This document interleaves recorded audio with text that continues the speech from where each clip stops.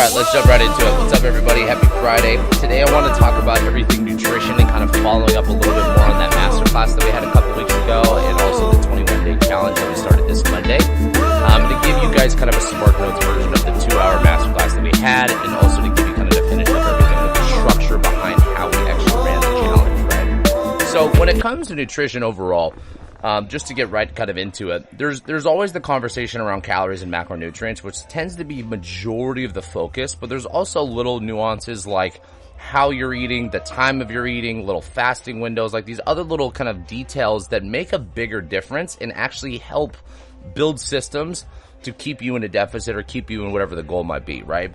So for today's conversation, I really do want to keep this more focused around weight loss and fat loss, because that tends to be 90+% of the people that we work with.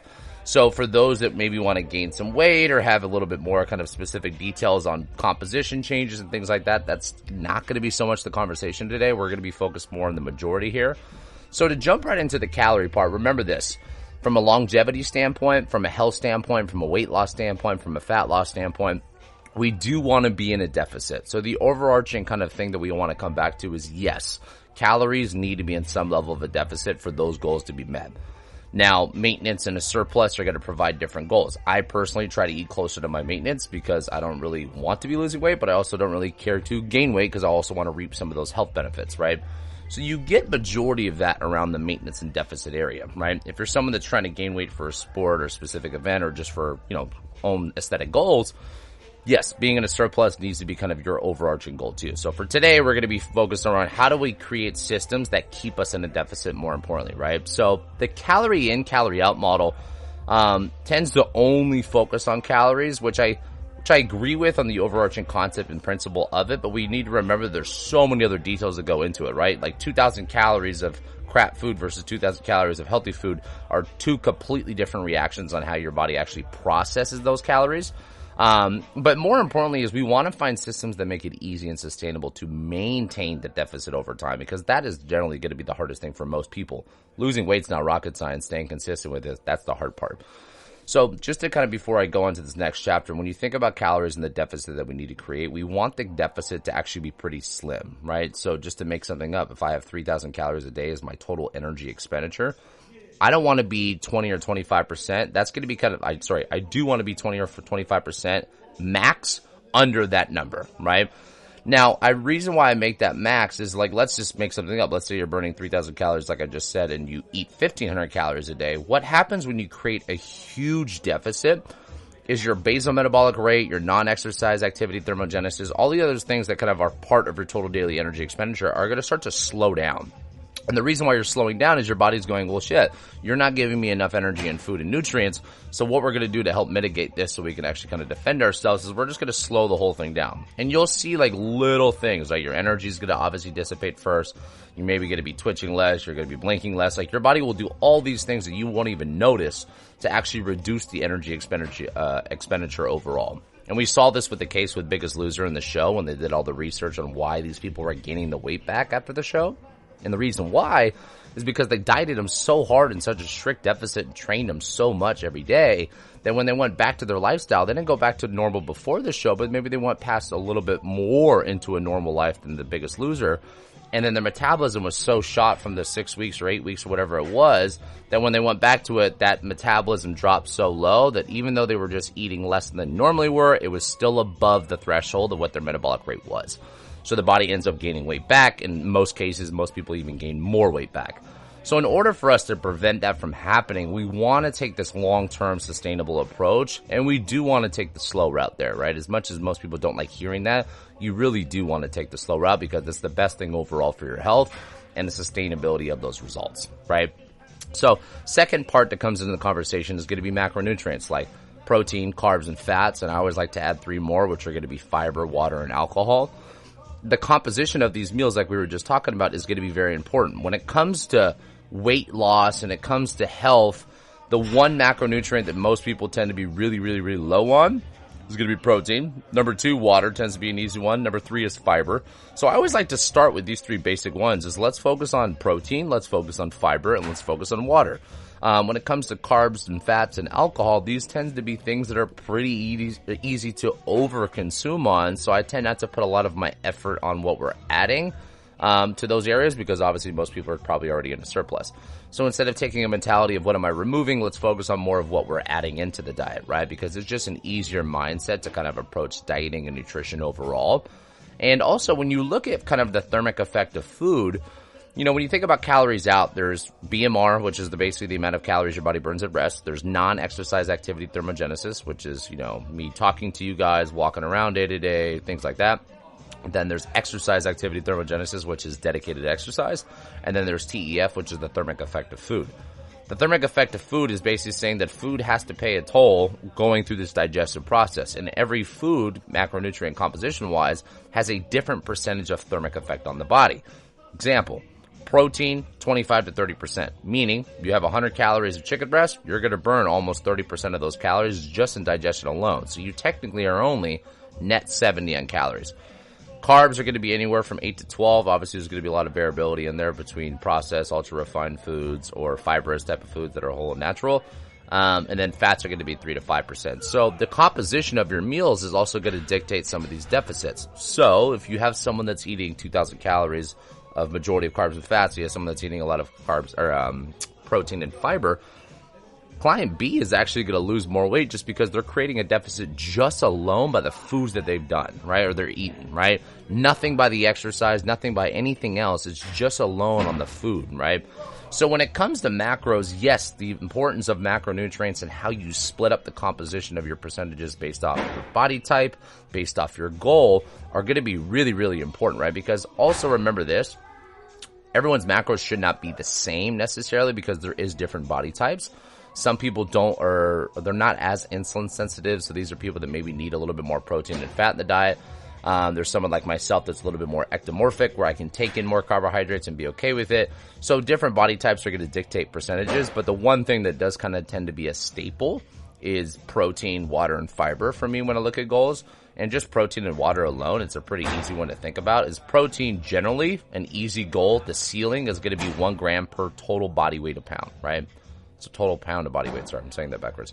So if I'm 185 pounds, 185 grams of protein would be my ceiling. My bottom is going to be kind of my lean body mass, right? So if I'm working with somebody that's 200 pounds, they're 20% body fat. That means that 40 pounds of that weight is fat. So 160 would be lean body mass. That would be kind of my bottom floor of where I would start that person. So that person would be like 160 to 200 being their window. When it comes to water, half an ounce per pound. Right? So if I'm a 200-pound male, I'm having 100 ounces of water a day, and that's kind of my minimum goal. So those are just basic things in macros that we need to talk about, right? But I want to talk about, more importantly today, like, what do we talk about in the masterclass? And more importantly, what was the focus of the challenge? Like, why did I do the challenge? Why did I do 21 days? And why did I pick kind of the focuses that we did? So when it comes to food, the one thing that I've learned over the years of really working a lot in the nutrition space and just studying a lot and researching a lot on that is, when you look at the people that have been successful, yes, there has been people that have been successful in the keto world, the carnivore world, the vegetarian world, the vegan world, like all these other things. There is results in all different areas of those, which is great, which is fantastic. And I try to look at what are the parallels, because they're all different diets, right? Like what makes them all work in their own ways. And that's one thing about diets that I like to remind people is diets are great tools, right? They're great tools to get you to certain places, but they're not necessarily sustainable for majority of the people on them, right? And this is why most people that start a diet see a lot of success, but more importantly, after a year, a couple of years, even a couple months for most people, all those results are gone, if not doubled back, right? So finding something sustainable, so that was kind of the thing that I kind of did over the years is like, let's find the parallels. Let's find the things that most of these people are kind of doing. First thing that I noticed, number one, was cooking more of your own food, right? Connecting to your own food by shopping it for it, prepping for it, and cooking it, I think was one of the thing that I thought and saw was the most popular between everybody, right? And the reason why is when it comes to going to restaurants, when it comes to meal prep, when it comes to packaged foods, when it comes to foods that have barcodes and bags in them, they tend to be refined and processed, and they have crap oils in them, and the composition of the macronutrients and the nutrient density, more importantly, is all out of whack, right? But also, there's kind of like a thing for me that there's kind of a mindset thing. Like when you choose to take the easy route, that mindset kind of carries over to everywhere, right? Like we want to find things that get you to connect back to food, because food is meant to be nourishing for the human body. Food is meant to be something that fuels every single process in the human biology. So we want to do things that are closest to nature as possible. And something that I said in the masterclass is like, the farther we get off this path of nature, the harder it is for us to be able to kind of bring our health back to this place too, right? And the more we're going to depend on medicine, the more we're going to depend on doctors, the more we're going to depend on all these other things to counteract the symptoms that we've created in ourselves because we've fallen off the beaten path of what nature's provided. So when it comes to foods, here is the big focus of the nutrition and the masterclass, or the challenge and the masterclass itself. Number one is eating more animal protein. Eat things that have walked, flown, and swam before, and focus on the highest quality meats you can possibly get, right? So grass-fed, so wild-caught, so pasture-raised. And also eating a little bit more nose to tail if we can, right? So eating other parts of the animal, so heart and kidney and liver and bone marrow and cartilage and all these other things that we can beat, because like the animal itself has all the nutrients built into different parts of the animal, right? Now, that's not the easiest thing for most people, but for most of us, if we just start with muscle meat and we kind of make that a big focus, that's a great starting point. Second thing is produce, right? When we can focus more on produce, like vegetables and fruits, things that need sun and water to grow, if you were to just make the staple of those two things kind of your primary focus on your diet, like 80% of your diet was just literally animal protein and produce, it's really, really, really hard to screw up the diet. Like, it really is. If you just were to focus fundamentally on, because if you think about it this way, all the animal protein and animal meats are going to have all the protein you need by far, right? Most of them are going to provide some level of fat and saturated fat and some healthy fats for you.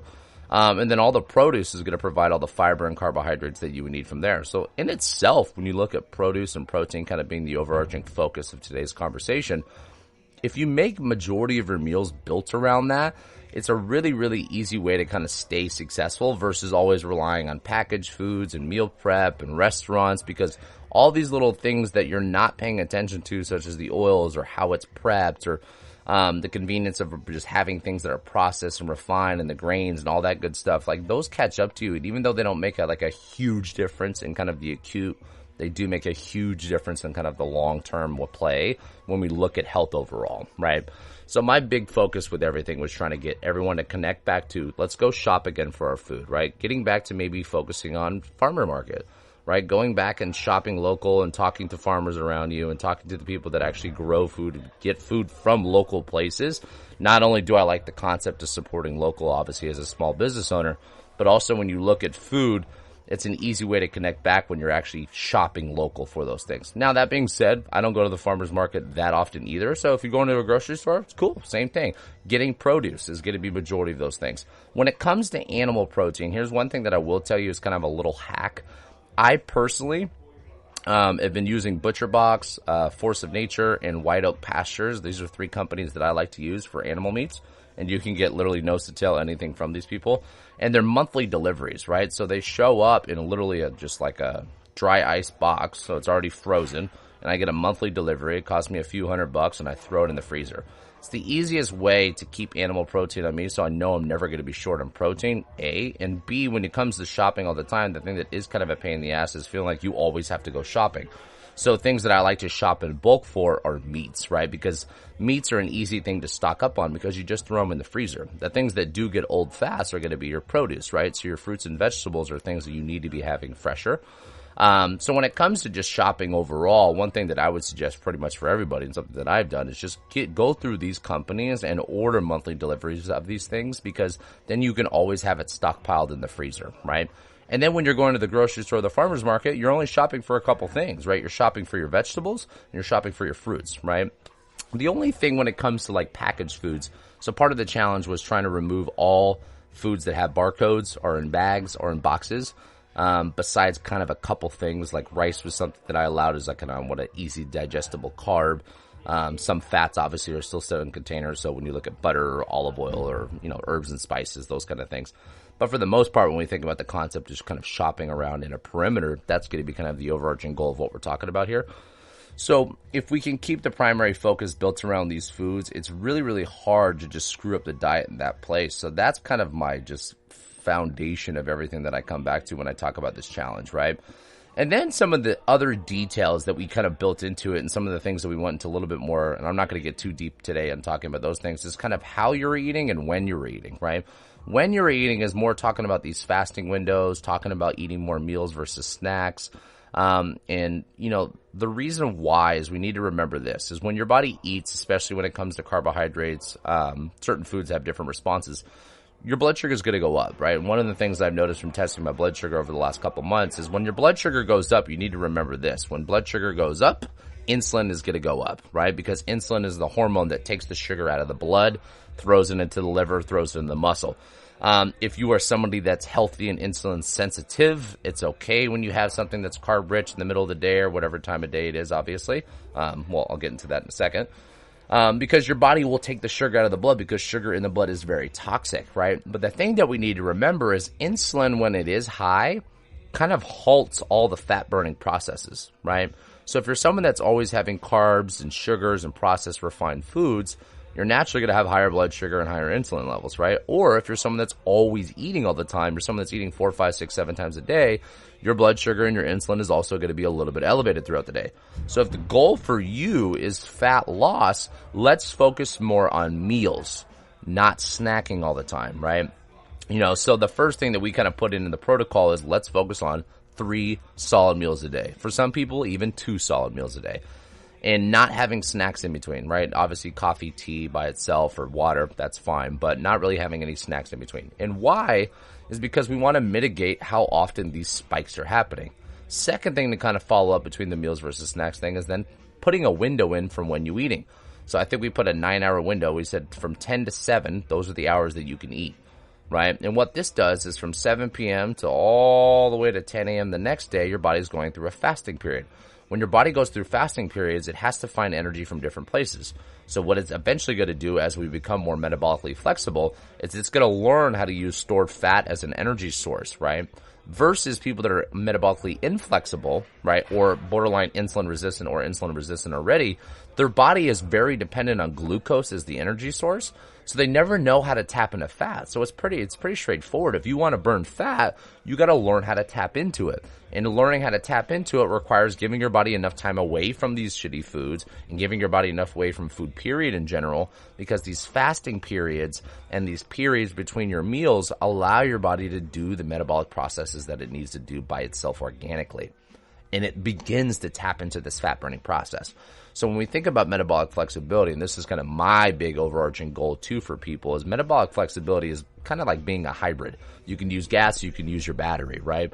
We want to be able to use carbs when we're fed them, but we also want to be able to use fat when we're not having any food or carbs in the system as well. Someone that's metabolically inflexible, like I just said, is very dependent on the carbs. They don't eat for a couple hours and they're hangry and they're cranky and they need carbs, they need caffeine. That's a perfect definition to test for yourself. If you're someone that can't go a few hours without eating, you're definitely metabolically inflexible. As a human, biologically, we've gone periods and long periods of time without food, right? Feast and famine are cycles that the human body was naturally going through forever. So now when you think about people always being told breakfast, lunch, and dinner, 2 snacks, coffee cup, frappuccino, and not like, dude, it's all screwed up and everyone's eating all day long. It's no wonder your body can never tap into fat because you're always giving it a little bit of something. So it's always using the fuel and the energy that it's getting from there. So one of the things that we put into the structure is let's focus on meals and let's focus on giving yourself a little bit of a structure and a window to the timing of those eating hours, right? And that allows us to have these kind of built-in fasting structure or cycles that allows us to have time to still get the nutrients that we need from the meals. And the goal when you think about fasting, one of the things more importantly that I think people screw up is just because you're doing intermittent fasting or some type of fasting window does not mean that you have a free-for-all on whatever the hell you want to eat when you're eating. You really, really need to focus on nourishment because there's kind of 2 things that I see. Number 1, just like I said, is people eat whatever they want when they are eating. But number 2 is they're also malnourished. Just because you have a fasting window doesn't mean the actual nutrient density or the actual caloric density changes. It's still going to be the same thing. It's just going to be crammed into a different window. So if you're normally eating breakfast at 8 a.m. and you're having dinner at 8 p.m., that's a 12-hour eating window technically from start to finish. If I do it from 10 a.m. to 7 p.m., that's going to be a different window. That's a 9-hour window, right? Same calories, same meals, same composition. We're just smashing it into a smaller window, right? So those are 2 things with fasting you really want to pay attention to. And second thing we really wanted to get people is to focus on how we eat and how we mitigate some of these fat loss and blood sugar and all these other kind of benefits that we can for long-term weight loss and health benefits. So when we think about how we're eating, number one is sitting down, right? Like I was trying to say this in the masterclass, like let's make it popular again where families eat together. There is no technology at the dinner table. We eat, we enjoy our time together. Eating and really kind of being in a de-stressed state is one of the most important things you can do for eating and digestive health. Because when your body's in this sympathetic state, stressed out, or it's on the go, or you're just stressed out from the day, your digestive, your gut itself, it's not going to work that well. And the reason why is it's pulling blood out of the gut and it's putting it into the muscle because your body's trying to fight the stress. And remember this, I've said this in multiple podcasts, your body has no idea if stress is coming from being chased by a mountain lion or your wife is yelling at you or your boss hates you. But like, you don't know the difference, right? Your body is just stressed. So one of the things that I always like to tell people is sit down, take a few deep breaths if you needed to, if you're really kind of feeling stressed out. You know, some people like to say prayer, some people like to do breath work, but just put yourself in kind of more of a relaxed state when you're eating. Do not be eating in the car. Do not be eating on the go. Like, take the opportunity to say, hey, I'm only eating 3 times a day. So take those, you know, whatever it takes you to eat, 10, 20, 30 minutes. Take that time to sit down, relax, and eat. Second thing is chew your food, right? Don't just like eat like my dog does, right? Like take the opportunity that with every single bite that you put into your mouth, you take 15, 20, and 25, 30 bites. Think about like the analogy that I use is like you're drinking your food. This helps your digestive system become more, you know, it optimizes the whole digestive process in general, right? So it's a great way for us to kind of slow down, prevent overeating, and help the digestive process itself, right? Eating should be something that we try to eat to 80% full. So if you're eating super fast and you're kind of eating like my dog does, like you're probably going to end up overeating, right? So slowing it down and chewing more and taking those kind of time in between your bites and breaths in between your bites, super, super important, right? Because these are going to be little things that just like little hacks that we don't think about that make a huge difference. Next one is how you eat your plate. Always eat protein, fiber, fat first, right? So if I have, last night I think we did, what did we do? We did scallops, broccoli, and potatoes.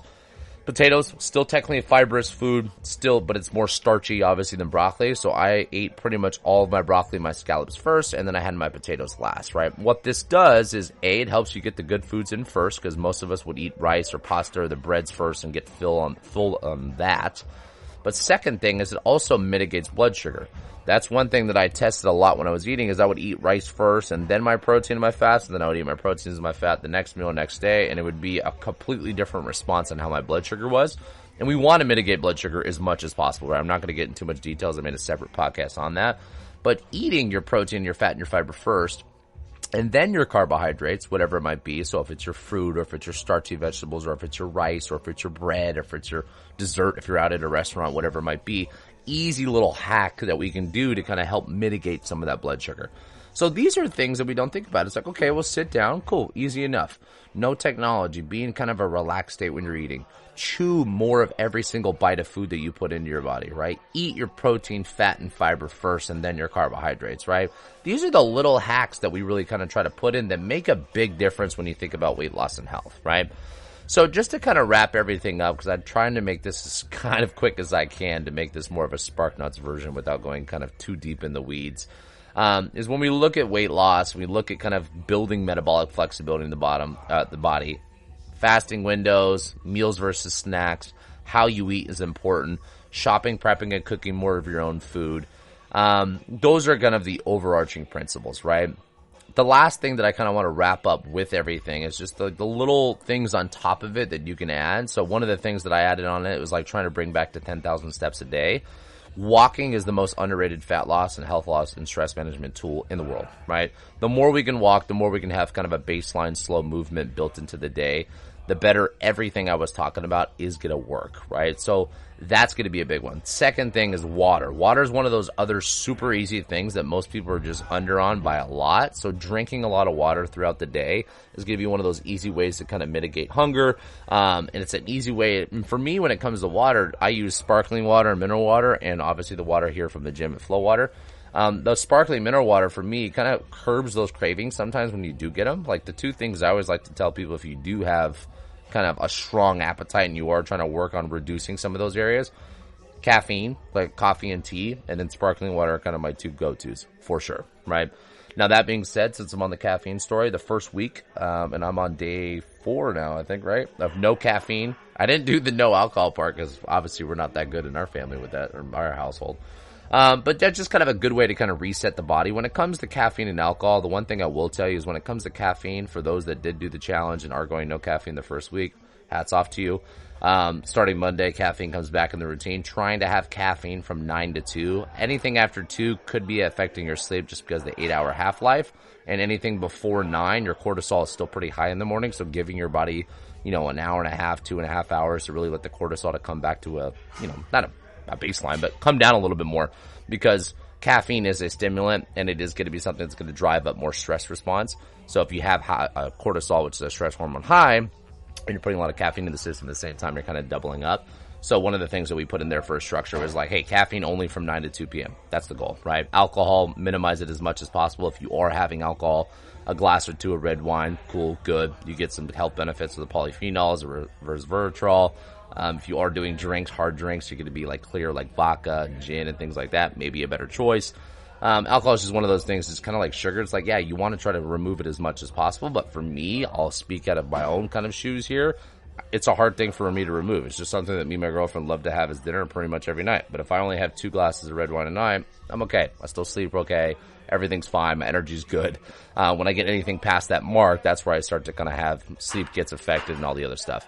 And that's the last thing I want to talk about today, is just remember that stress and sleep are the foundation of a good diet and a good training protocol. So everything that I talked about today and everything that I've talked about in the past when it comes to training and your nutrition will be almost useless if you have horrible stress management and your sleep sucks, right? If you're not sleeping well and you're super stressed out all the time, your body's in this sympathetic state and you're literally like spinning your wheels. You're not going anywhere. You can work as hard as you want on a diet, hard as you want on a training protocol. Ideally, we want to look at the baseline stuff, right? All right, guys. Well, I'm trying not to talk too much today, so I hope you guys got something to take away from that as always. And for that, have a great weekend, and I'll talk to you guys next week.